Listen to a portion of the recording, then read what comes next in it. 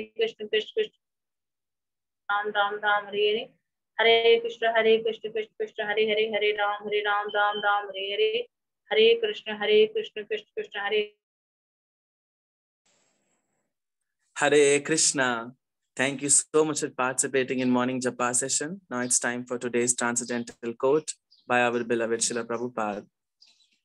So today is April 20 and today's quote is, cleanliness is next to godliness. This point should be very carefully observed. Then you will advance very quickly in perfectional stage of Krishna consciousness. Letter to Kanchanbala, April 20, 1970. Hindi में अनुवाद है, स्वच्छता भगवत भावना का दूसरा नाम है। ध्यान पूर्वक इस बात का पालन होना चाहिए और फिर आप अत्यंत तीव्रता से कृष्ण भक्ति में पूर्णतम स्तर तक प्रगति करेंगे। कंचन बाला को पत्र 20 अप्रैल 1970। भक्तिवेदांत स्वामी श्रील प्रभुपाद की जय। Now I'm requesting His Grace Giridhar Sevak Prabhuji to throw some light on today's quote. Hare Krishna. हरे कृष्ण प्रभु जी। प्रभुपाद यहाँ पे आज क्लीनिंग का बात कर रहे हैं, तो क्लीनिंग प्रभुपाद जो है यहाँ पे दो प्रकार की क्लीनिंग का बात कर रहे हैं, एक अंतः क्लीनिंग, एक बाह्य क्लीनिंग। मतलब कि जो है आंतरिक सुरक्षा, आंतरिक स्वच्छता और बाह्य स्वच्छता दोनों तरफ से। तो आंतरिक स्वच्छता आप सभी जानते हैं कि कैसे आती है, नाम जप से आती है ना, शास्त्र पढ़ने से आती है, क्योंकि भगवान नहीं पे आते जहाँ पर स्वच्छता होती है। तो हम लोग अंतः स्वच्छता भी करते हैं, शास्त्र पढ़ते हैं, चैंटिंग करते हैं। तब तक हृदय हमारा प्योर नहीं होता, तब तक भगवान जो है वहां पे विराजमान नहीं होते। और जैसे सतोगुण और तमोगुण रहता है, तो तामसिक चीजें जो ना भक्ति के लिए फेवरेबल नहीं होती है। इसलिए प्रभुपाद का कहना है कि हमें हमेशा सतोगुण में रहना चाहिए। हम स्पिरिचुअल प्रैक्टिस अगर करना चाहते हैं तो सतोगुण में रह के ही कर सकते हैं। तो अगर हमारा हृदय सतोगुण पर नहीं है तो फिर भक्ति नहीं हो सकती है। फिर अगर बाह्य क्लीनिंग की बात करते हैं तो जैसे हम देखते हैं कि हमारा सतोगुणी इन्वायरमेंट हमको चाहिए होता है भक्ति करने के लिए, कि चाहे घर हो, चाहे टेम्पल हो, चाहे शरीर ही क्यों ना हो। जैसे हम सुबह सुबह अगर हमको नाम जप करना है, कुछ करना है, तो हमको स्नान करना होता है। इसलिए तमोगुण में अगर हम रहेंगे तो हमें नींद आएगी, तरह तरह की चीजें होंगी जो हमें भक्ति में डिस्टर्बेंस करेंगी। इसलिए जो ना हम सुबह सुबह जो ना स्नान करते हैं, सत्वगुण में आते हैं, जब मोड ऑफ गुडनेस में आते हैं तो हम भगवान का नाम अच्छे से कर सकते हैं। तो यहाँ पर कई प्रकार से प्रभुपाद बताना चाह रहे हैं कि हमें सत्वगुण में रहना चाहिए, हम लोग क्लीनिंग में रहना चाहिए। तो क्लीनिंग पर अगर हम विशेष ध्यान रखेंगे तो इसको भगवत भावना का दूसरा नाम कहा गया है। ठीक है, तो इस तरीके से हम जो है ना क्लीनिंग के साथ रह करके प्रभुपाद के ऑर्डर्स को फॉलो कर करके हम भगवान को प्राप्त कर सकते हैं। Hare Krishna. Thank you so much Prabhu ji. Now it's time for today shloka, और आज का श्लोका रिसाइट करने के लिए हमारे साथ हैं रति माता जी। हरे कृष्ण माता जी। माता जी अनम्यूट करिए। हाँ जी। हरे कृष्ण। गतिर्भर्ताः प्रभु साक्षी निवासः शरणं सुहृत् प्रभवाः प्रलयाः स्थानं निधानं बीजम् अव्ययम्। गतिर्भर्ता प्रभु साक्षी निवासः शरणं सुहृत् प्रभवाः प्रलयाः स्थानं निधानं बीजम् अव्ययम्। गतिर्भर्ता प्रभु साक्षी निवासः शरणं सुहृत् प्रभवाः प्रलयाः स्थानं निधानं बीजम् अव्ययम्। मैं ही लक्ष्य पालन करता स्वामी साक्षी धाम शरण स्थली तथा अत्यंत प्रिय मित्र हूँ। मैं सृष्टि तथा प्रलय सबका आधार आशय तथा अविनाशी बीज भी हूँ। Hare Krishna. Thank you so much माता जी। श्रीमद् भगवद गीता यथारूप की जय। श्रील प्रभुपाद। हरे कृष्णा। हरे कृष्णा। तो भगवद गीता का 9.18 श्लोक है। ये इस श्लोक को परिभाषित श्लोक कहा जाता है। भगवान यहाँ पर अपने बारे में जो ना डिटेल दे रहे हैं। ऐसे भी कई सारे श्लोक हैं, जैसे 10th अध्याय में भी आएगा, 10.8 में आएगा, भगवान अपने बारे में बताएंगे। पिछले भी कई श्लोकों में भगवान ने अपने बारे में बताया है। लेकिन ये श्लोक है जो बहुत महत्वपूर्ण है। इसमें भगवान अपने बारे में डिटेल में बता रहे हैं, एकदम डीप में जाके बता रहे हैं कि अगर मैं इस समस्त सृष्टि का जो है ना शासक हूँ, मतलब मालिक हूँ, तो किस प्रकार से हूँ, कहाँ कहाँ पर मैं कैसे कैसे वर्क करता हूँ, भगवान ये चीज बता रहे हैं।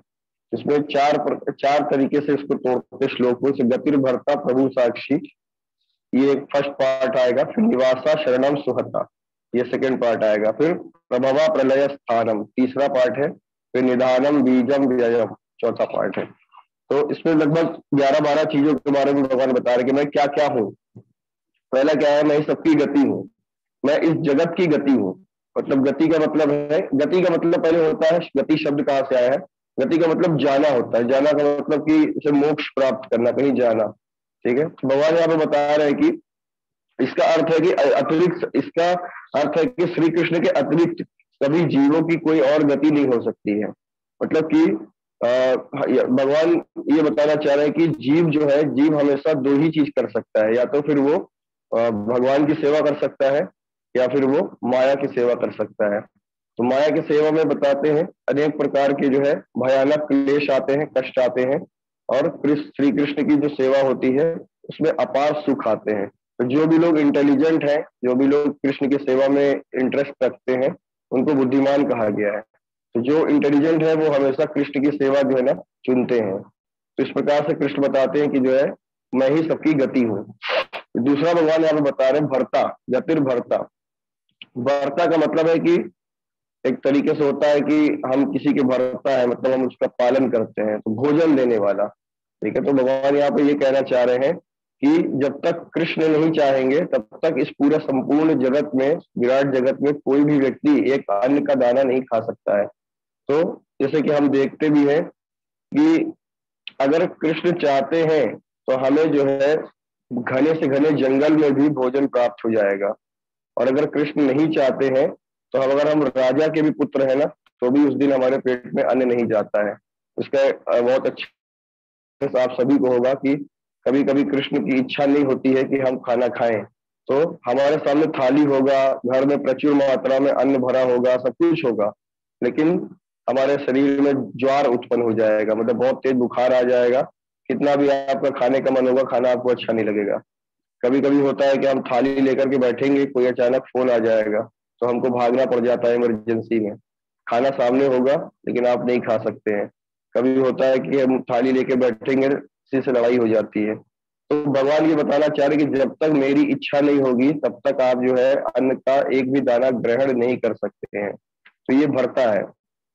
फिर बता रहे भगवान तीसरा कि मैं ही इस जगत का प्रभु हूँ। प्रभु मतलब कि शासक। क्या भगवान बता रहे कि एक मैं ही एकमात्र शासक हो सकता हूँ और कोई शासक नहीं हो सकता। तो अगर हम देखते हैं कि भगवान किस तरीके से संपूर्ण जगत पर शासन करते हैं, तो एक प्रभुपाद एक एग्जाम्पल देते हैं कि भगवान काल के रूप में भी शासन करते हैं, और भी भगवान अलग अलग तरीके से शासन करते हैं। तो कृष्ण परम शासक है। तो कोई और जीव अगर जो है कृष्ण से स्वतंत्र होकर के शासन चलाना चाहता है तो वो ऐसा नहीं कर सकता है। जैसे आप एग्जाम्पल में देखेंगे दुशासन, जो महाभारत काल में दुर्योधन के भाई थे। दुशासन ने क्या किया था, भगवान की इच्छा के विरुद्ध जो है दुशासन चलाना चाहता था माता द्रौपदी के ऊपर। तो जब वो माता द्रौपदी का चीर हरण कर रहा था, उस समय में भगवान ने माता द्रौपदी का रक्षा किया था, और उसके बदले में दुशासन की भुजाएं उखाड़ दी गई थी। तो ये भगवान एग्जाम्पल बताना चाह रहे हैं कि मेरी इच्छा के विरुद्ध अगर कोई शासन चलाएगा तो दुशासन की तरीके वो मार दिया जाएगा। इसलिए भगवान बता रहे कि मैं ही एक शासक हूँ। फिर चौथा भगवान बता रहे हैं कि मैं ही साक्षी हूँ, मैं इस जगत का साक्षी हूँ। साक्षी का मतलब है कि भगवान हर चीज जानते हैं, भले हम कोई चीज नहीं जानते, हम कोई चीज भूल जाते हैं, लेकिन भगवान कभी भी नहीं भूलते। साक्षी का मतलब परमात्मा के रूप में भगवान साक्षी है, क्योंकि भगवान हमारे हृदय में हमेशा से विराजमान रहते हैं। भगवान कहते हैं अर्जुन तुम्हारे अनेक जन्म हो चुके हैं। भगवद गीता में भगवान बता रहे हैं कि तुम्हारे अनेक जन्म हो चुके हैं और तुम्हें कोई एक भी जन्म पीछे का नहीं याद होगा, लेकिन मुझे तुम्हारे हर प्रत्येक जन्म याद है। तो इस तरीके से हम देख सकते हैं कि भगवान को हमारे पीछे के करोड़ों करोड़ों जन्म याद है। हमारे साथ क्या घटनाएं हुई है, क्या हो चुका है, वो सब हमें नहीं याद है। हम तो अपने 2-4 महीने पुरानी चीजें भी भूल जाते हैं, लेकिन भगवान हमारे हर चीज जानते हैं। और केवल भगवान एक ही नहीं, संपूर्ण विराट जगत में जितने भी ब्रह्मांड हैं और हर ब्रह्मांड में जितने भी जीव रहते हैं, भगवान हर व्यक्ति की घटनाओं के बारे में जानते हैं। भगवान इस तरीके से साक्षी है, इसलिए बोलते हैं साक्षी परमात्मा। ऐसे हम देख सकते हैं कि अनेक प्रकार के कैमरे लगाए जाते हैं, कैमरों में रिकॉर्डिंग की जाती है, ठीक है ना। किसी भी जगह की अगर रिकॉर्डिंग होती है तो उसकी रिकॉर्डिंग मात्र 2 महीना 3 महीना ही रह सकती है, ठीक है ना। लेकिन भगवान के पास ऐसा कैमरा है कि अनंत काल तक आप जितने भी कर्म करते रहोगे, साक्षी परमात्मा के रूप में भगवान उसको देखते रहेंगे। जैसे कोई तपस्वी होता है, तपस्वी को अगर कुछ पीछे देखना पड़ता है ना, तो उसको देखने के लिए 1-2 जन्म पीछे देखने के लिए उसको क्या करना पड़ता है, बहुत ध्यान साधना करनी पड़ती है, परिश्रम लगता है।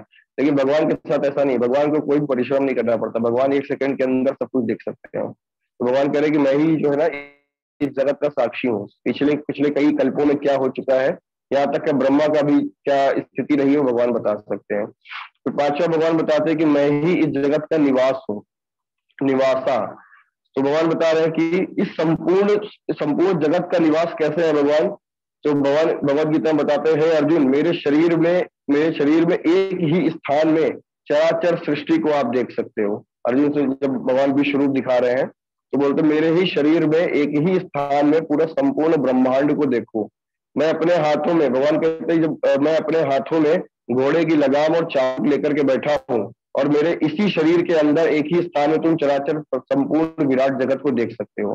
तुम जहां पर भी दृष्टि डालोगे तुम्हें सारा हर कोने कोने पे सारे ब्रह्मांड नजर आएंगे। तो इस तरीके से भगवान बता रहे हैं कि मैं ही पूरे संपूर्ण जगत का निवास स्थान हूँ। मतलब मेरे शरीर में देवता, राक्षस, गंधर्व, पशु पक्षी आप कुछ भी देख सकते हो, जड़ जंगम कोई भी सृष्टि देख सकते हैं। इसलिए भगवान का एक नाम है जगन निवास, मतलब जगन्नाथ। भगवान हर पूरे संसार के जो है ना जगन निवास है। फिर भगवान बता रहे हैं कि मैं ही शरण स्थली हूँ, मतलब हर व्यक्ति पशु पक्षी और जितना भी समस्त ब्रह्मांड है, समस्त सृष्टियां हैं, वो भगवान की शरण स्थली है। और शरण स्थली का मतलब है कि अगर कोई भी व्यक्ति भगवान की शरण लेता है, भगवान को सरेंडर करता है, तो भगवान उसको मना नहीं करते हैं। भगवान जो ना भक्त वत्सल कहे जाते हैं। जैसे कि हम एग्जाम्पल देखेंगे भगवान राम का, तो जब महाराज विभीषण आते हैं लंका से, तो भगवान बैठे होते हैं वहां पे, लेकिन जब वो सरेंडर करते हैं, रावण की सभा को छोड़ करके जब आते हैं और भगवान को सरेंडर करते हैं, तो वहां पर जो है ना जो राम की सेना के कई सारे मंत्री होते हैं, जैसे लक्ष्मण हो गए या हनुमान हो गए, सुग्रीव हो गए, ये लोग मना करते हैं कि विभीषण को जो है ना नहीं लेने का है। लेकिन भगवान कहते हैं कि मैं इस अपने प्रण से बंधा हुआ हूँ कि कोई भी मेरी शरण लेगा तो मैं उसको मना नहीं कर सकता। तो हम देख सकते हैं कि भगवान अपने दुश्मन को भी जो है ना, अगर दुश्मन भी उनको सरेंडर करता है तो भगवान उसको एक्सेप्ट कर लेते हैं। इसलिए शरणागत वत्सल भी कहा जाता है भगवान को। और हम देखते हैं कि हम अगर संसार में किसी व्यक्ति को जब शरणागत होते हैं तो अधिक से अधिक शोषण ही होता है हमारा। कोई भी होता है, हमारा मालिक होता है, बॉस होता है, तो वो शोषण करता है। लेकिन भगवान ऐसे नहीं है। भगवान जो है ना भगवान शोषण नहीं करते, भगवान हमेशा हमारा ख्याल रखते हैं। तो बताया गया कृष्ण एक ऐसी कुल्हाड़ी है जिसके जो संसार रूपी वृक्ष को काट सकता है। इसलिए हमें हमेशा जो है ना भगवान को शरणागत होने का प्रयास करना चाहिए। फिर भगवान बता रहे हैं कि मैं ही सुहृदय हूँ। सुहृद बोलना क्या है? सुहृद मतलब सुहृदयम सर्वभूतानाम, मतलब भगवान जो है ना कहते हैं मैं ही तुम्हारा सबसे बड़ा शुभ चिंतक हूँ, मैं ही तुम्हारा फ्रेंड हूँ। हम संसार में देखते हैं कि हम संसार में अलग अलग शुभ चिंतक ढूंढते रहते हैं, कोई मेरे शुभ चिंतक बने, मेरी सेवा करे, अलग अलग प्रकार के फ्रेंड्स बनाते हैं, और हम देखते हैं आखिरी में हम सब धोखा देकर जाते हैं। धोखा इन द सेंस की परिवार भी होता है, परिवार भी हमारा शुभ चिंतक होता है, लेकिन एक समय के बाद जो है परिवार भी नष्ट हो जाता है या फिर हम परिवार से पहले नष्ट हो जाते हैं। लेकिन भगवान ऐसे नहीं है। भगवान बता रहे कि मैं अनंत काल से तुम्हारे साथ हूँ और हमेशा से तुम्हारी चिंता करता आया हूँ। अगर हम एक कीड़े के शरीर में भी रहे ना, तो भगवान उस कीड़े के शरीर में भी परमात्मा रूप में रहे हैं, और हमें जो भी इच्छाएं रही है हमारी भौतिक जगत में, भगवान ने हमेशा कंप्लीट की है उसको।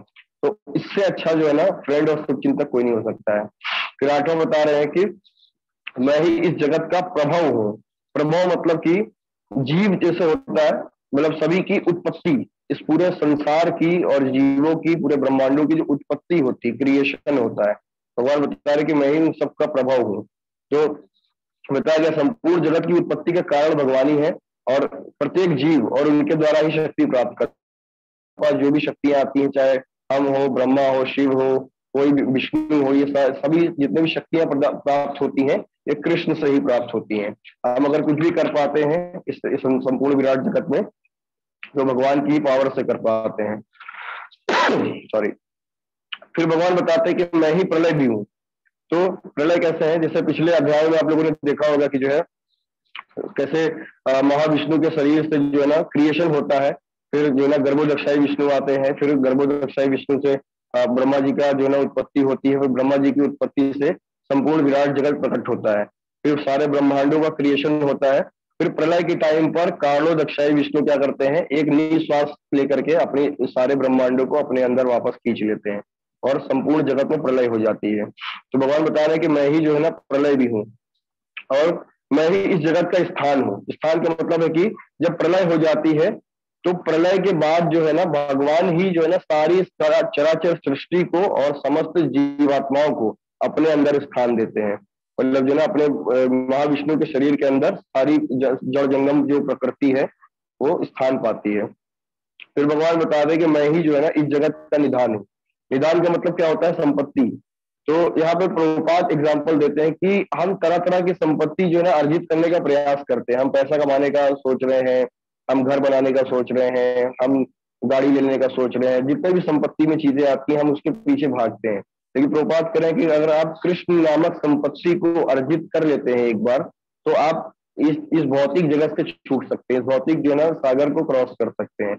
इसलिए भगवान बताते हैं कि मेरे जैसी संपत्ति को आप अर्जित करने का प्रयास कीजिए।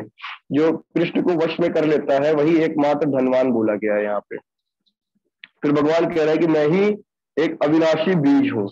अविनाशी बीज का मतलब है कि जो कभी भी नष्ट नहीं होता है, जिसका कभी विनाश नहीं होता है। जैसे हम देखते हैं कि कोई बीज होता है तो बीज पेड़ से उत्पन्न होता है और जब उस बीज को हम बो देते हैं तो वो एक पेड़ प्रकट करता है और पेड़ प्रकट करता है तो वो बीज नष्ट हो जाता है। लेकिन कृष्ण ऐसा बता रहे हैं कि कृष्ण कह रहे हैं कि मुझसे ही संपूर्ण विराट जगत जो है ना उद्भूत होता है, मुझसे ही उत्पन्न होता है। लेकिन मैं उस पूरे संपूर्ण विराट जगत का आध्यात्मिक तथा भौतिक जगतों का कारण हूँ और इसका बीज हूँ। अहम बीज प्रदाता पिता, तो मैं ही इस पूरे संपूर्ण जगत का पिता हूँ, लेकिन मैं कभी नष्ट नहीं होता। भगवान कह रहे कि मैं ही यहाँ का अविनाशी बीज हूँ। तो इस प्रकार से भगवान यहाँ पे लगभग अपने बारे में 12 चीजों का डिटेल दे रहे हैं। मैंने शॉर्ट में बताया है, इसमें बहुत बड़ी बड़ी डिटेल में अगर हम जाएंगे तो कई घंटों की जो है ना चर्चा हो सकती है कि भगवान क्या क्या एक्टिविटीज कैसे कैसे करते हैं। तो यहाँ पे लगभग 12 चीजों की चर्चा की गई है। Thank you Prabhu ji. Hare Krishna. Thank you so much, Prabhuji. Now it's time for today is Shloka of the Week recitation. So Shloka of the Week का मैं रिवीजन करा रहा हूँ, आप मेरे पीछे 3 times रिपीट कर सकते हो। It's Bhagavad Gita 4.1. Shri Bhagavan Uvacha Imam Vivasvate Yogam Proktavan Aham Avyayam Vivasvana Manave Praha Manur Ikshvakave Abravita. Imam Vivasvate Yogam Proktavan Aham Avyayam Vivasvana Manave Praha Manur Ikshvakave Abravita. Imam Vivasvate Yogam Proktavan Aham Avyayam Vivasvana Manave Praha Manur Ikshvakave Abravita. Srimad Bhagavad Gita Yatharut ki jai, Srila Prabhupada ki jai. So thank you so much, Prabhuji, for such a nice explanation in such a short time. So now, thank you so much, respected devotees. It's time to end up the session. One important information: there are last 5 days to go for registering in ISKCON Ayodhya festival. हमारा ISKCON Ayodhya का जो festival होने वाला है, Ayodhya festival, it's last 5 days to go. हम 25 अप्रैल को registrations बंद करने का प्लान कर चुके हैं। So please make it fast, जल्दी से टिकट्स बुक करें और रजिस्ट्रेशन कराएं एंड अपने फैमिली एंड फ्रेंड्स को भी ये इन्फॉर्मेशन प्लीज शेयर करें। ये सुनीता माता जी, यू हैव, हम रिकॉर्डिंग अभी बंद कर सकते हैं।